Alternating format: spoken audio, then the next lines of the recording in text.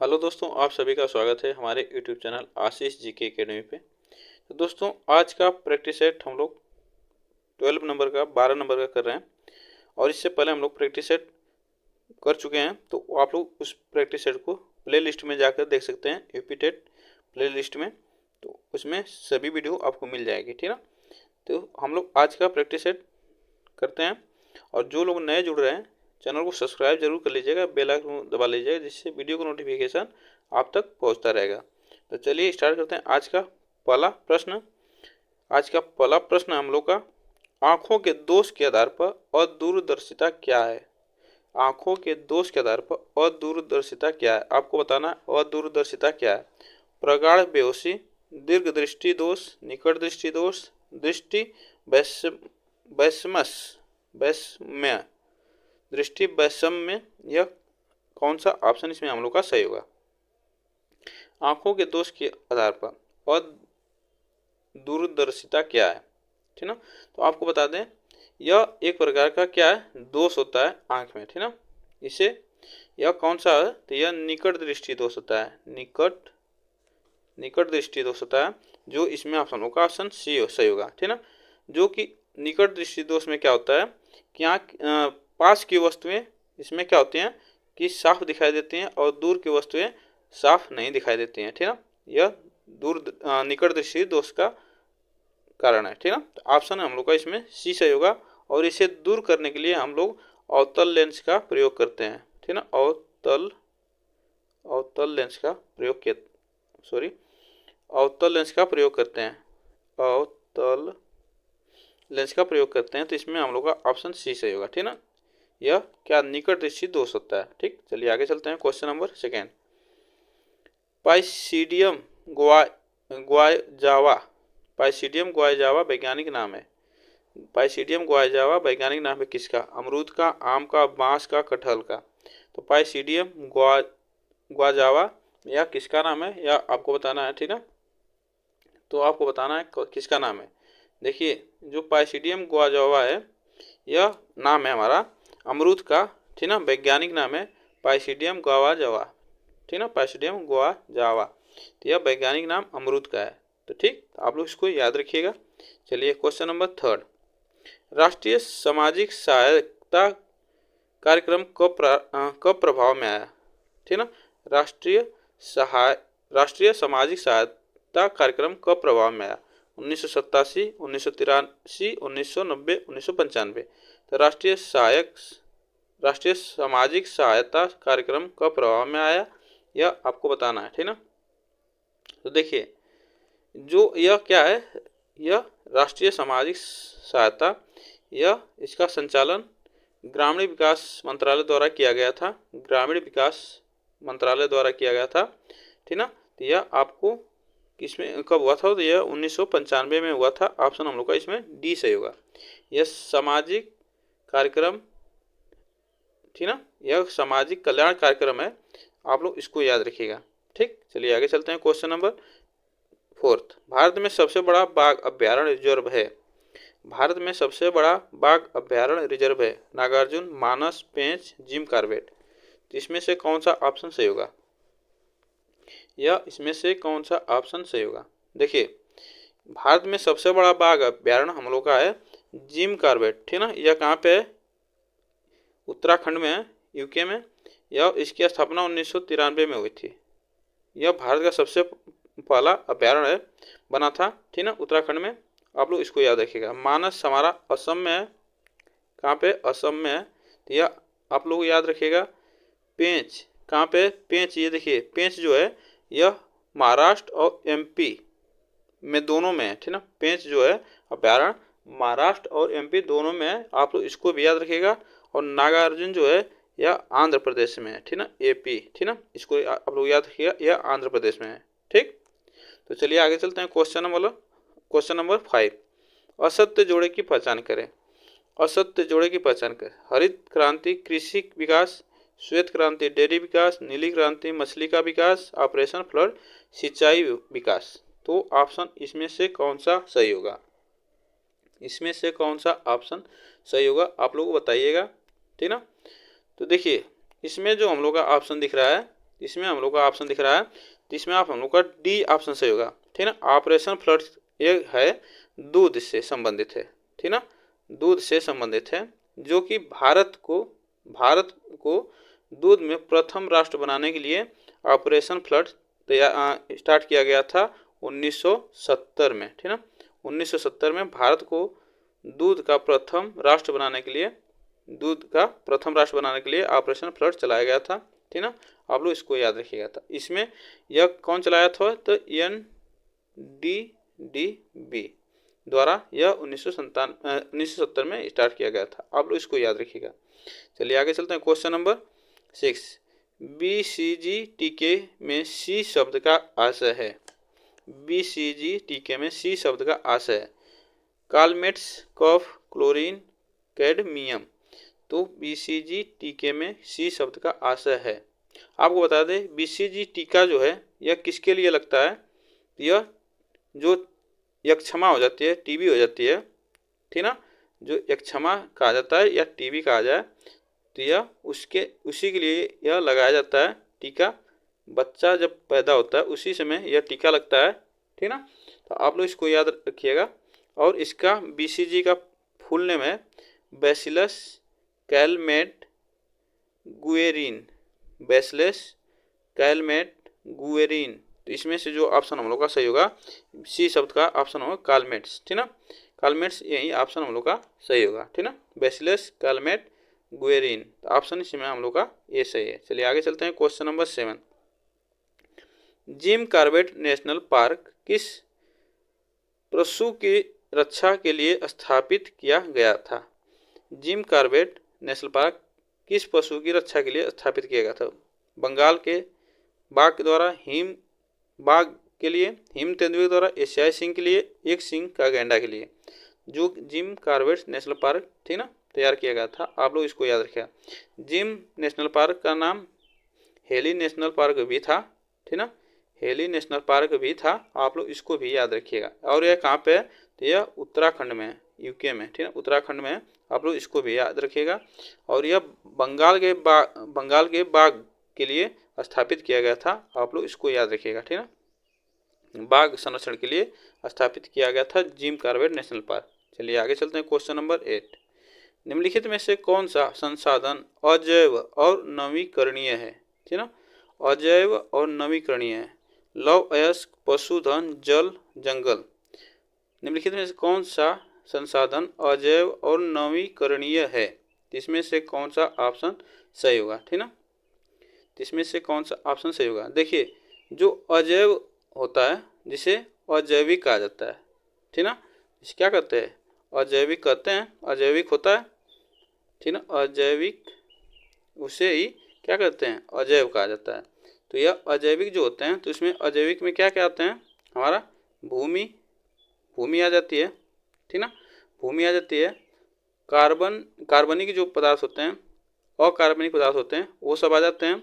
और इसमें जो हमारा ऑप्शन सही होगा, ऑप्शन हमारा इसमें C सही होगा, ठीक। चलिए आगे चलते हैं। क्वेश्चन नंबर 9, क्वेश्चन नंबर 9, वर्ष में 50 सेंटीमीटर से कम वर्षा वाला क्षेत्र है। वर्ष में 50 सेंटीमीटर से कम वर्षा वाला क्षेत्र है। मेघालय, लेह, कोरोमंडल तट है, कोंकण तट है। तो कहाँ पे 50 सेंटीमीटर से कम वर्षा होती है यह आपको बताना है, ठीक ना, तो यह आपको बताना है कहाँ पे 50 सेंटीमीटर से कम वर्षा होती है, ठीक ना, तो आपको बताना है, ठीक ना। तो देखिए जो 50 सेंटीमीटर से कम वर्षा होती है जहाँ पे, यह लेह और जम्मू कश्मीर में भी होते हैं, ठीक ना, लेह में होती है जो 50 सेंटीमीटर से कम वर्षा होती है, ठीक। आप लोग इसको याद रखिएगा। चलिए आगे चलते हैं। क्वेश्चन नंबर 10, यहाँ पे क्या होगा, निम्नलिखित, मिस्टेक हो गया प्रिंट, निम्नलिखित जोड़ों में से किसका मेल ठीक से नहीं है, किसका मेल ठीक नहीं है। बॉक्साइट, कोयला राजस्थान, हीरा मध्य प्रदेश, खनिज तेल असम। तो किसका मेल ठीक नहीं है यह आपको बताना है, ठीक ना। तो देखिए इसमें जो हम लोग का दिख रहा है, इसमें से ऑप्शन हम लोग का जो दिख रहा है, तो इसमें हम लोग का B ऑप्शन सही होगा, ठीक ना। यहाँ पे कोयला क्या होता है, कोयला यहाँ पे झारखंड में पाया जाता है सबसे अधिक। कहाँ पे, झारखंड। तो आप लोग इसको याद रखिएगा, झारखंड में। और राजस्थान में तांबा, क्या, तांबा यह पाया जाता है। तो आप लोग इसको याद रखिए, ऑप्शन हम लोग का इसमें बी सही होगा। चलिए आगे चलते हैं। क्वेश्चन नंबर 11, पर्यावरणीय अध्ययन को पढ़ाने की कौन कौन सी विधि प्रचलित है? पर्यावरण को पढ़ाने के लिए कौन कौन सी विधि प्रचलित है? निर्देशित खोज, सहयोगात्मक अधिगम, समस्या समाधान, उपरोक्त सभी। तो पर्यावरण को पढ़ाने के लिए कौन सी विधि सबसे अच्छी है? तो यह आपको बताना है। तो इसमें से कौन सा ऑप्शन सही होगा? तो देखिए, जो पर्यावरण को पढ़ाने के लिए जो विधि है, इसमें सबसे अच्छी विधि उपरोक्त सभी है, ठीक ना। निर्देशित खोज विधि, सहयोगात्मक अधिगम, समस्या समाधान, यह तीनों पर्यावरण अधिगम अध्ययन को पढ़ाने के लिए सबसे अच्छी है, ठीक ना। चलिए आगे चलते हैं। क्वेश्चन नंबर 12, निम्नलिखित में से कौन सा एक भारत का राष्ट्रीय जलीय प्राणी है? भारत का राष्ट्रीय जलीय प्राणी है, यह आपको बताना है। खारे पानी का मगर, ऑलिव रिडेल, टर्टल और गंगा की डॉल्फिन घड़ियाल, ठीक ना। यह आपको बताना है कौन सा ऑप्शन इसमें हम लोग का सही होगा। तो देखिए, इसमें हम लोग का जो राष्ट्रीय जलीय प्राणी है, इसे घोषित किया गया था कब? 5 अक्टूबर 2009 को इसे घोषित किया गया था। 5 अक्टूबर 2009 को घोषित किया गया था। और यह कौन सा है जीव? तो यह गंगा की डॉल्फिन है, ठीक ना। गंगा की डॉल्फिन जो मछली है, उसे ही गंगा की डॉल्फिन, यह भारत का राष्ट्रीय जलीय जीव प्राणी घोषित किया गया था 5 अक्टूबर 2009 को। और यह मांसाहारी जीव जलीय जीव है, ठीक ना। आप लोग इसको याद रखिएगा, मांसाहारी जलीय जीव है, मांसाहारी जलीय जीव है। आप लोग इसको भी याद रखिएगा, मांसाहारी जलीय जीव है। और यह मीठे पानी की जीव भी है। इसकी जो डॉल्फिन है, ये इसकी 2 प्रजाति पाई जाती हैं, एक गंगा में पाई जाती है और एक सिंधु में नदी में पाई जाती है, ठीक ना। ये भी आप लोग इस याद रखिएगा। और जो गंगा की डॉल्फिन है, इसकी एक आँख, सिर्फ एक आँख की डॉल्फिन है जो गंगा में पाई जाती है। यह भारत का राष्ट्रीय जलीय जीव प्राणी है, ठीक ना। इसकी एक आँख है, ठीक। आप लोग इसको याद रखिएगा। चलिए आगे चलते हैं। क्वेश्चन नंबर 13, निम्नलिखित में से कौन सा एक नेशनल पार्क इसलिए अनूठा है कि वह एक प्लवमान मतलब कि फ्लोटिंग, तैरता हुआ वनस्पति से युक्त अनूप स्वेप होने के कारण समृद्ध जैव विविधता को बढ़ावा देता है? तो कौन सा इसमें से ऑप्शन सही होगा, ठीक ना।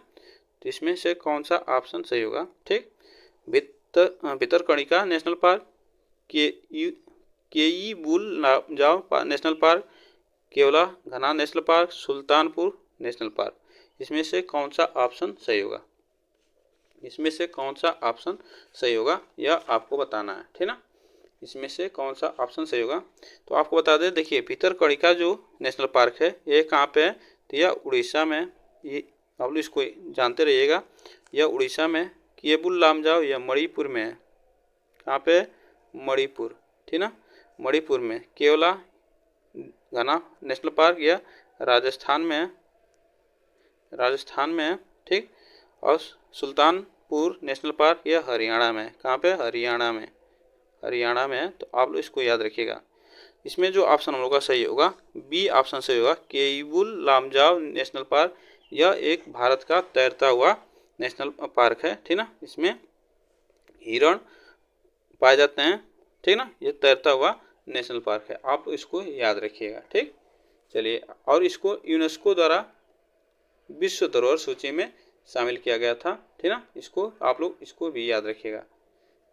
कब किया गया था? तो 1972 में, ठीक ना, ठीक। चलिए आगे चलते हैं। Question number 14, Jim Corbett national park कहाँ स्थित है? जिम कॉर्बेट नेशनल पार्क कहाँ है? उत्तराखंड, आंध्र प्रदेश, मध्य प्रदेश और हिमाचल प्रदेश। तो आपको बताना है, ठीक ना, कहाँ पे है जिम कॉर्बेट नेशनल पार्क। तो यह कहाँ पे है? तो यह ऑप्शन हम लोग का सही होगा, ये ऑप्शन सही होगा। आंध्र प्रदेश में हम लोग का कौन सा? नागार्जुन नेशनल पार्क है, ठीक। चलिए आगे चलते हैं। क्वेश्चन नंबर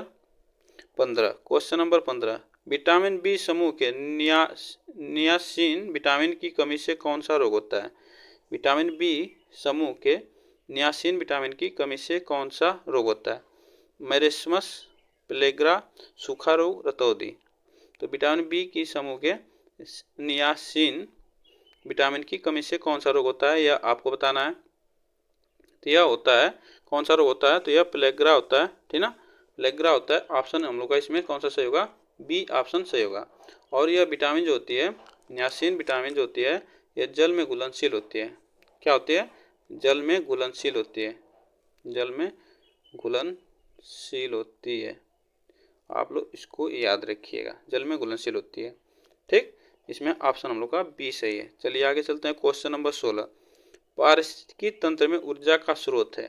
सबसे आसान क्वेश्चन, पारिस्थितिकी तंत्र में ऊर्जा का स्रोत है सूर्य, हरे पौधे, प्रकाश संश्लेषण में पैदा होने वाली शर्करा, एटीपी। जिसमें से कौन सा ऑप्शन सही होगा। पारिस्थितिकी तंत्र में ऊर्जा का स्रोत कौन सा है। तो पारिस्थितिकी तंत्र में सबसे अच्छा ऊर्जा का स्रोत सूर्य होता है, ठीक ना। कौन सा है, सूर्य है, सबसे अच्छा स्रोत ऊर्जा का सूर्य है, ठीक। चलिए आगे चलते हैं। क्वेश्चन नंबर 17, भारतीय मरुस्थल को कहते हैं, भारतीय मरुस्थल को कहते हैं गोबी, सहारा, थार, आटाकामा। तो भारतीय मरुस्थल को क्या कहते हैं, तो भारतीय मरुस्थल को क्या कहते हैं, यह आपको बताना है। तो भारतीय मरुस्थल को हम कहते हैं थार मरुस्थल। क्या कहते हैं, थार मरुस्थल, जो कि यह अरावली पर्वत पे, ठीक ना, अरावली पर्वत से उत्तर पश्चिम में स्थित है, उत्तर पश्चिम में स्थित है, यह आपको याद रखना है। भारत, यह उत्तर पश्चिम में थार मरुस्थल स्थित है, अरावली पर्वत पे, ठीक। चलिए आगे चलते हैं। क्वेश्चन नंबर, दाद रिंग वार्म रोग किसके द्वारा फैलता है। जो दाद होता है, खुजली जो हो जाती है, रिंग हो जाती है एक गोले जैसा, तो यह किसके द्वारा फैलता है, जीवाणु द्वारा, प्रोटोजोआ द्वारा, विषाणु द्वारा, कवक द्वारा। तो यह किसके द्वारा फैलता है, यह आपको बताना है। जो दाद होता है, तो यह आपको बताना है किसके द्वारा फैलता है।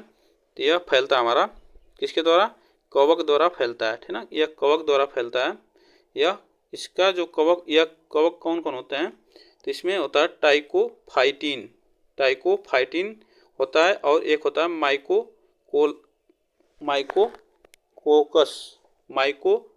माइक्रोकोकस। यह जो होते हैं जीव कवक होते हैं, जिसके कारण क्या होता है, दाद हो जाता है। ऑप्शन हम लोग का डी इसमें सही होगा, जो कि यह बहुत खतरनाक हो जाता है, ठीक ना, अगर इसका इलाज अच्छा नहीं हुआ तो बहुत खतरनाक हो जाता है बाद में। इसमें से किस खाद्य पदार्थ का ऊष्मीय मान कैलोरी में समान मात्रा से अधिक है, समान मात्रा से अधिक है। कौन सा ऊष्मीय मान किस खाद्य पदार्थ का समान मात्रा से अधिक है, मक्खन का, सेव का, पनीर का, शर्करा का। तो इसमें से कौन सा ऑप्शन हम लोग का सही होगा, तो इसमें से कौन सा ऑप्शन सही होगा, यह आपको बताना है, ठीक ना, यह आपको बताना है। तो इसमें से जो ऑप्शन हम लोग का दिख रहा है, तो इसमें से हम लोग का ऑप्शन सही होगा, ये ऑप्शन सही होगा। जो मक्खन का कैलोरी मान होता है, उसमें कैलोरी मान होता है यह 9 kg प्रति किलोग्राम, प्रति कैलोरी, 9 kg प्रति कैलोरी होता है, कैलोरी होता है। तो आप लोग इसको याद रखिएगा, प्रति कैलोरी होता है। ऑप्शन हम लोग का ए सही है।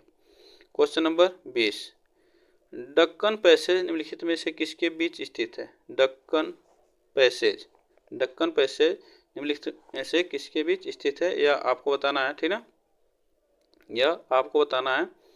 तो दक्षिणी और लिटिल अंडमान, उत्तरी और दक्षिणी अंडमान, उत्तरी और मध्य अंडमान, अंडमान और निकोबार, यह किसके बीच स्थित है, यह आपको बताना है। तो यह ऑप्शन जो हम लोग का इसमें सही होगा, इसमें ऑप्शन हम लोग का सही होगा, दक्षिण और लिटिल अंडमान के बीच स्थित है दक्कन पैसेज, यह दक्षिण और लिटिल अंडमान के बीच स्थित है। और यह जल संधि, यह क्या है, यह क्या है, जल संधि है, ठीक ना, जल संधि है, ठीक ना, यह जल संधि है जो कि हिंद महासागर में है। कहाँ पे, हिंद महासागर तट पे, ठीक ना, हिंद महासागर, ठीक ना, हिंद महासागर पे है, ठीक। आप लोग इसको याद रखिएगा, ठीक। और यह ग्रेट अंडमान निकोबार, यह किसका हिस्सा है? दक्कन पैसे। तो यह ग्रेट अंडमान का हिस्सा है। ठीक है, किसका? ग्रेट अंडमान का हिस्सा है। आप लोग इसको दक्कन पैसे, ऑप्शन हम लोग का इसमें जो सही था ए। तो दोस्तों आज के लिए बस इतना ही है। और आप लोग को वीडियो अच्छी लगी हो तो चैनल को सब्सक्राइब जरूर कर लीजिएगा, बेल आइकन को दबा लीजिएगा, जिससे वीडियो का नोटिफिकेशन आप तक पहुंचता रहेगा। तब तक फिर मिलते हैं नेक्स्ट वीडियो में। तब तक के लिए थैंक यू सो मच। आज के लिए बस इतना ही।